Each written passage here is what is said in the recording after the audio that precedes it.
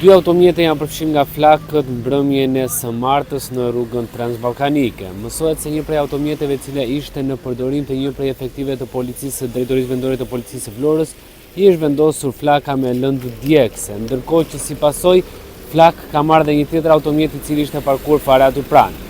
Në vend ngjarje kanë shkuar forcat e zjarrit fikse si dhe grupi hetimor, të cilët po vijojnë mbledhjen e provave për zbardhjen e ngjarjes.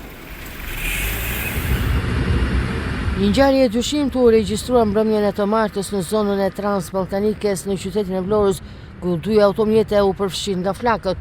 Qysh në informacionet paraprake, dyshoi se zjarri ishte i qëllimshëm, ndërsa mësohet se fillimisht është hedhur lëndë djegëse në njërin prej automjeteve, i cili më pas është përfshirë plotësisht nga flakët.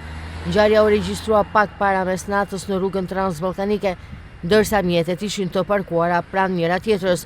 Si pasojë e përhapjes së zjarrit është dëmtuar edhe një automjet tjetër i parkuar po pranë vendit të ngjarjes.